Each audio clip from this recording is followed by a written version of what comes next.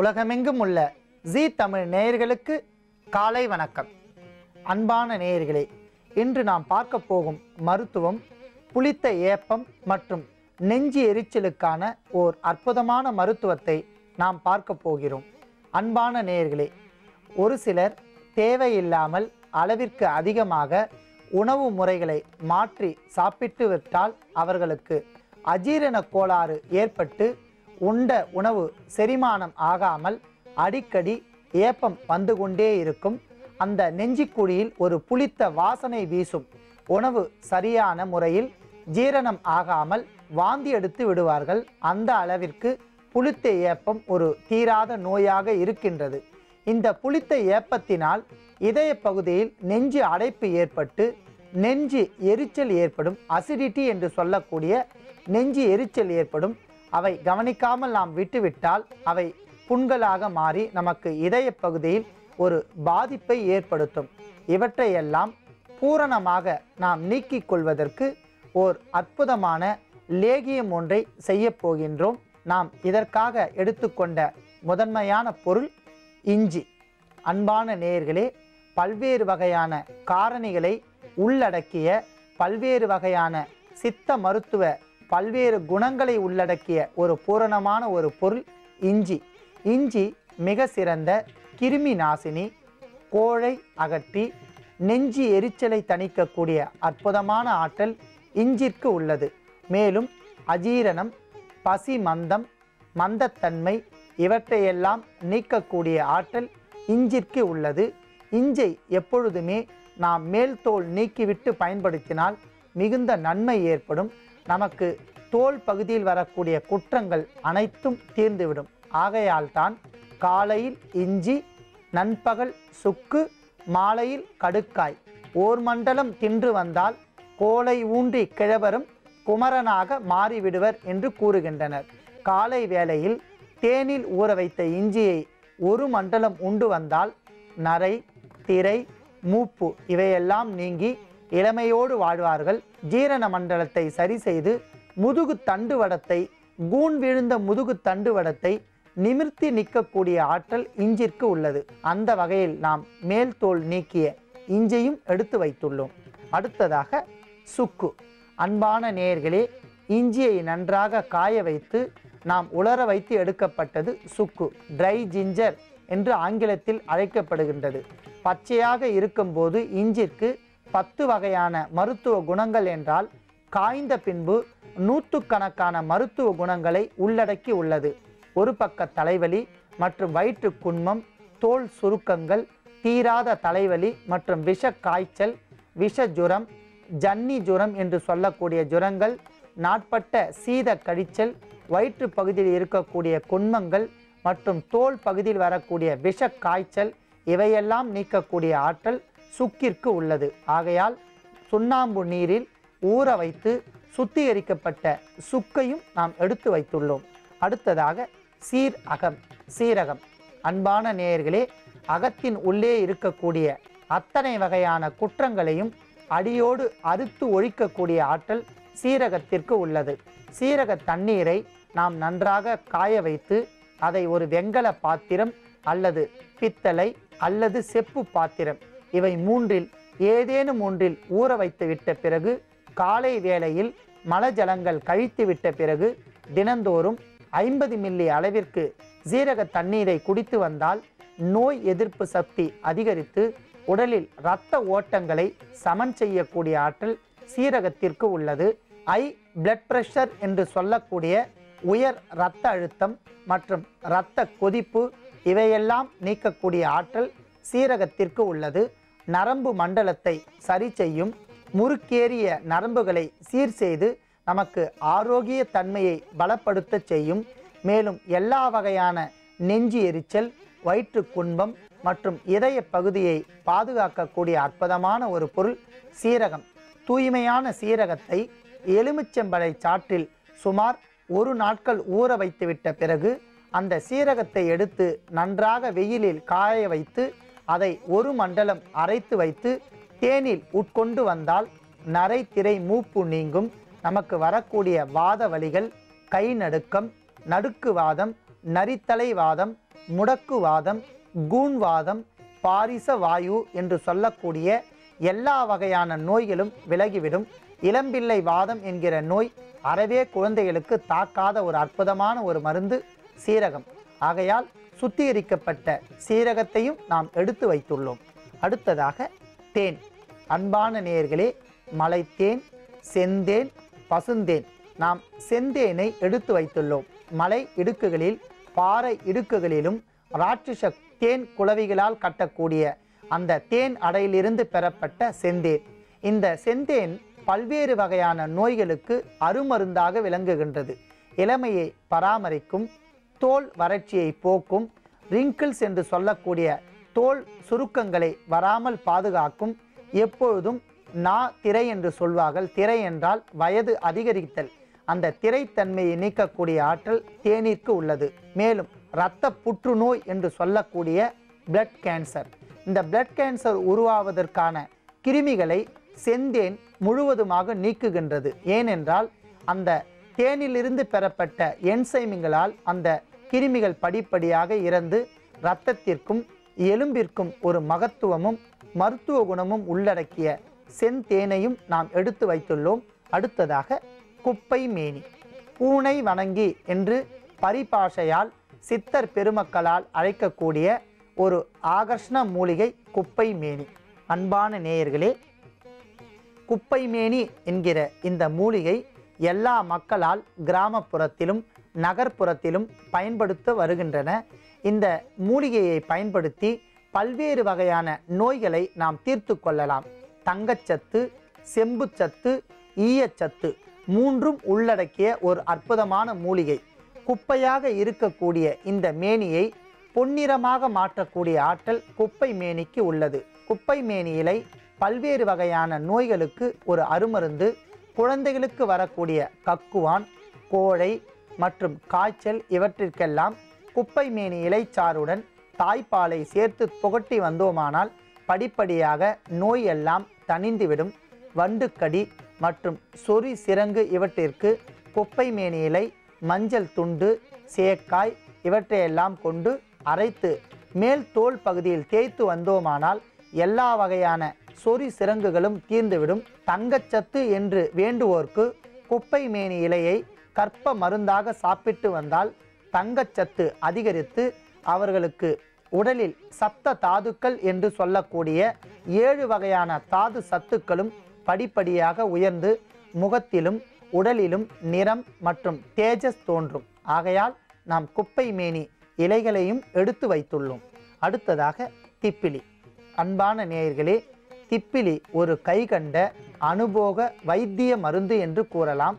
எல்லா சித்தர்களாலும் கிராமப்புறத்திலும் நகர்ப்புறத்திலும் வீட்டு அஞ்சரை பெட்டியில் இருக்கக்கூடிய அற்புதமான ஒரு மருந்து பொருள் திப்பிலி. லாங் பெப்பர் என்று ஆங்கிலத்தில் அழைக்கப்படுகின்றது. இது ஒரு கிருமி நாசினி. தாகம் போக்கி அகட்டுவாய் அகற்றும். மலேரியா, டெங்கு, விஷக்காய்ச்சல் இவற்றையெல்லாம் தணிக்கும் என்பதனாலும் தொண்டை பகுதியில் இருக்கக்கூடிய பல்வேறு வகையான குற்றங்களை தணிக்கும் என்பதனாலும் நமக்கு வரக்கூடிய அஜீரணத்தன்மையை போக்கி இதயத்திற்கு பலம் தரும் என்பதனாலும் நாம் திப்பிலியை எடுத்து வைத்துள்ளோம். அடுத்ததாக பனை வெல்லம். அன்பான நேயர்களே, மிக அற்புதமான உடலுக்கு இரும்பு சத்தையும் ஆரோக்கியத்தையும் தரக்கூடிய குளிர்ச்சியும் தரக்கூடிய ஒரு பொருள் பனை வெல்லம். பனம் கற்கண்டு, பனை வெல்லம் இரண்டுமே மிகுந்த நன்மை தருபவை. பனை வெல்லத்தை நாம் தைலமாக பயன்படுத்தலாம். அதிலிருந்து இருக்கக்கூடிய சாறு கொண்டு தைலம் வடிக்கலாம். மேலும் பனை வெள்ளை சாறை நாம் சாதாரணமாக குடித்து வந்தால் வயிற்று பகுதியில் இருக்கக்கூடிய குற்றங்கள் அனைத்தும் தீரும் மற்றும் சிறுநீர் பாதையை சரி செய்யும். குற்றங்கள் அனைத்தும் நீங்கி நமக்கு உடலில் குளிர்ச்சியை தரும் என்பதனாலும் புளித்த ஏப்பம் மற்றும் நெஞ்சு எரிச்சலுக்கு லேகியமாக பயன்படக்கூடிய பொருளில் நாம் பனை வெல்லத்தை சேர்ப்பதாலும் அதையும் நாம் எடுத்து வைத்துள்ளோம். அடுத்ததாக ஓமம். அன்பான நேயர்களே, ஓமம் மிக சிறந்த கிருமி நாசினி. ஆகையால் தான் நவீன மருத்துவத்தில் ஓம வாட்டர் என்று இந்த தீநீரை தயாரித்து நவீன முறையில் அதை சுத்திகரிக்கப்பட்டு விற்கிறார்கள். ஓம வாட்டரை குழந்தைகளுக்கு கொடுத்து வந்தால் அஜீரணத்தன்மை நீங்கி பூரணமாக ஜீரணத்தன்மை ஏற்பட்டுவிடும். புளித்த ஏப்பம் படிப்படியாக குறைத்துவிடும். குழந்தைகளுக்கு வரக்கூடிய மந்தம் மற்றும் மாந்தத்தன்மையை நீக்கி குழந்தைகளுக்கு ஆரோக்கியம் தரும். பெண்கள், ஆண்கள், வயது முதியவர்கள் அனைவருக்கும் வரக்கூடிய வயதான காலத்தில் வரக்கூடிய அசிடிட்டியை பூரணமாக நீக்கிவிடும். மற்றும் இதய பகுதிக்கும் நெஞ்சு எரிச்சலுக்கும் ஓர் அற்புதமான மருந்து என்பதால் நாம் ஓமத்தையும் எடுத்து வைத்துள்ளோம். அன்பான நேயர்களே, அத்தனை பொருட்களையும் கொண்டு நாம் அற்புதமான ஓர் லேகியம் மருந்து ஒன்றை செய்ய போகின்றோம். இதற்கு பல்வேறு வகையான குணாதிசயங்கள் உள்ளன. நெஞ்சு எரிச்சலை நீக்கும், புளித்த ஏப்பத்தை வராமல் செய்துவிடும். சக்தி குன்மம் என்று ஒரு வகையான வயிற்று நோய் உள்ளது. இந்த நோய் வந்தால் ஒரு பக்க விலா பகுதியில் விட்டு விட்டு வலி வந்து கொண்டே இருக்கும். விலா பகுதி முழுவதும் வலி வந்து ஒரு பக்கமாக வயிறு இழுத்துவிடும். இந்த நோயெல்லாம் தீரும். மேலும் இந்த செய்முறையை எவ்வாறு செய்யலாம் என்கிற செய்முறையை சற்று இடைவேளைக்கு பிறகு பார்க்கலாம். இடைவேளைக்கு முன்பாக நாம் பல்வேறு வகையான மருந்து பொருளை கொண்டு புளித்த ஏப்பம் மற்றும் நெஞ்சு எரிச்சலுக்கான மருத்துவ முறைகளை எவ்வாறு செய்யலாம் என்கிற பொருளை நாம் பார்த்தோம். இப்பொழுது அந்த பொருளில் இருந்து குப்பைமேனி என்கிற இலையை அரைத்து நாம் சாறாக தனியே எடுத்து வைத்துள்ளோம்.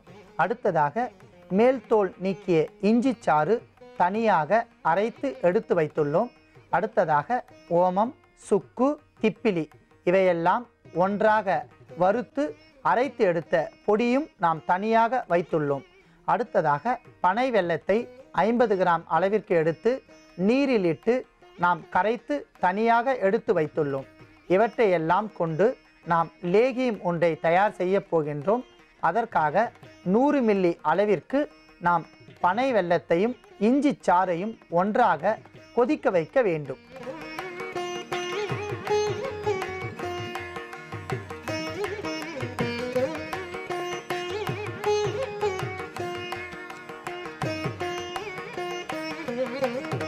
அடுத்ததாக பனை வெல்ல சாறு 2 தேக்கரண்டி.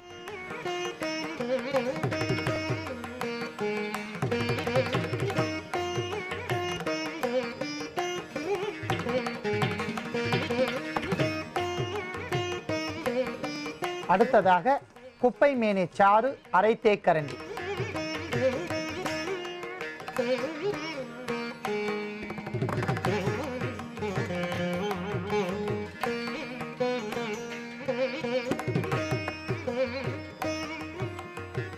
அடுத்ததாக 5 தேக்கரண்டி அளவிற்கு தேனை சிறுக சிறுக சேர்த்து கொதிக்க வைக்க வேண்டும்.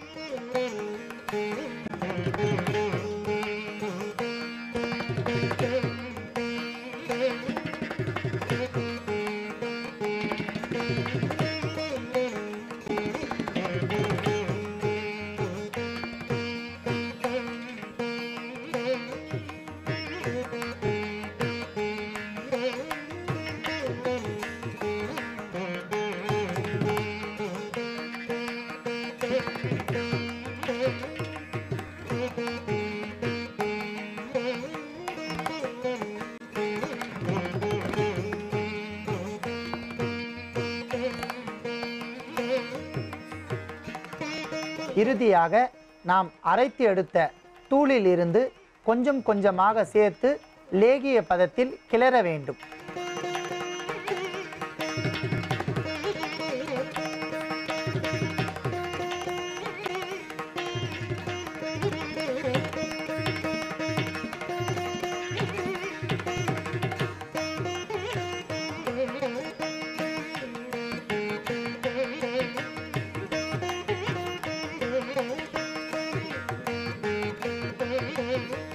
நமக்கு லேகிய பதத்தில் வந்துவிட்டது. ஆகையால் அதை நாம் எடுத்துக்கொள்ளலாம்.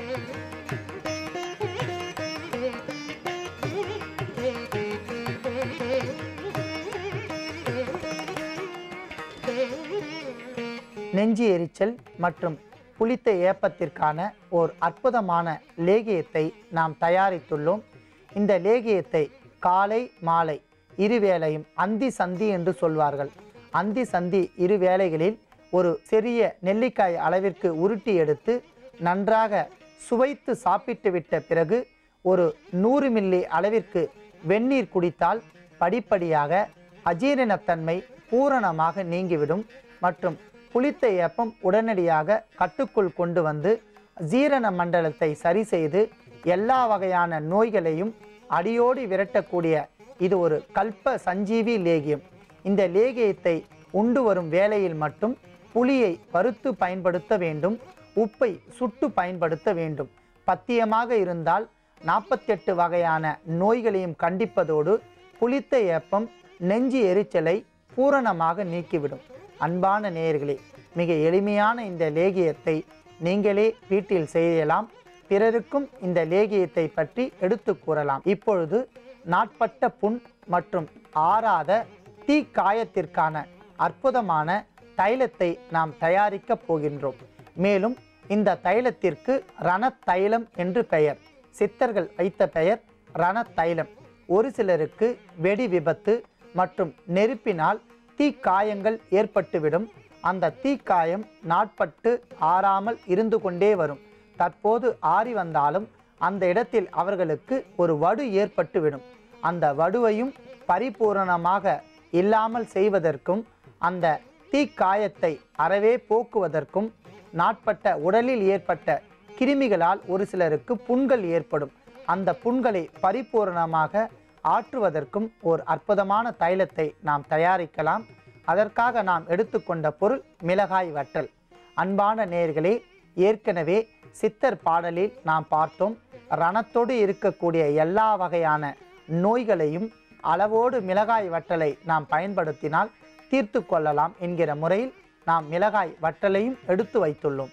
அடுத்ததாக தேங்காய் எண்ணெய். அன்பான நேயர்களே, தீக்காயங்கள் மற்றும் புண்கள், தோலில் ஏற்படக்கூடிய வறட்சித்தன்மை இவையெல்லாம் தேங்காய் எண்ணெய் வைத்தால் பூரணமாக நீங்கிவிடும். ஏனென்றால் தேங்காய் எண்ணெய்க்கு மிகுந்த குளிர்ச்சித்தன்மையான ஒரு பொருள். இந்த குளிர்ச்சித்தன்மை எரிந்த தீப்புண்ணில் பட்டவுடன் அந்த நோயை படிப்படியாக விலகி அந்த புண்களை ஆற்றக்கூடிய மருத்துவ குணம் தேங்காய் எண்ணெயில் உள்ளது. மேலும் இதில் இருக்கக்கூடிய கெசடின் என்று சொல்லக்கூடிய அற்புதமான வேதிப்பொருள் தீப்புண்களை ஆற்றுவதோடு மற்றும் நாட்பட்ட கிருமிகளால் வரக்கூடிய புண்களையும் விரைந்தே ஆற்றிவிடும். ஸ்கார் என்று ஆங்கிலத்தில் சொல்லக்கூடிய தழும்புகளை முழுவதுமாக மாற்றக்கூடிய ஆற்றல் தேங்காய் எண்ணெய்க்கு உள்ளது. ஆகையால் தான் அடிபட்டு நமக்கு சிராய்ப்பு ஏற்பட்டால் தேங்காய் எண்ணெயை முதலில் நாம் தடவ வேண்டும். அந்த சிராய்ப்பை படிப்படியாக குறைவதற்கு அற்புதமான பொருள் தேங்காய் எண்ணெய். ஆகையால் நாம் தேங்காய் எண்ணெயும் எடுத்து வைத்துள்ளோம். அன்பான நேயர்களே, இவை இரண்டையும் கொண்டு நாம் அற்புதமான ரணத்தைலம் ஒன்றை நாம் தயாரிக்கப் போகிறோம். அதற்காக 100 மில்லி அளவிற்கு தேங்காய் எண்ணெயை நன்றாக காய்ச்ச வேண்டும்.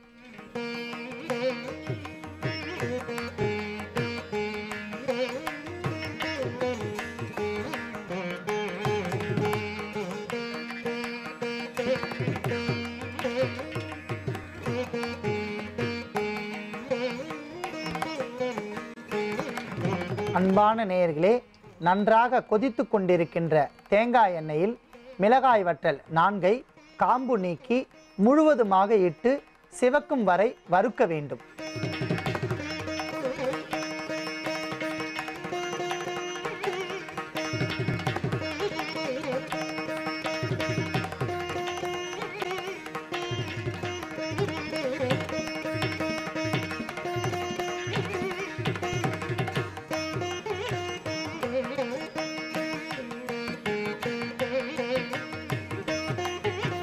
மிளகாய் வற்றல் பொன்னிறமாக வறுத்துவிட்டபடியால் இந்த எண்ணெய் இப்பொழுது ரணத்தைலமாக நமக்கு மாறிவிட்டது.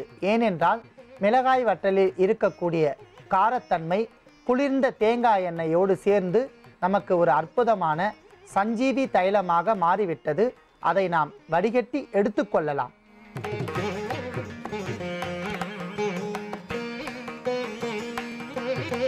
அன்பான நேயர்களே, அற்புதமான இந்த ரணத்தைலத்தை எவ்வாறு பயன்படுத்த வேண்டும் என்கிற விதியை பார்க்கலாம்.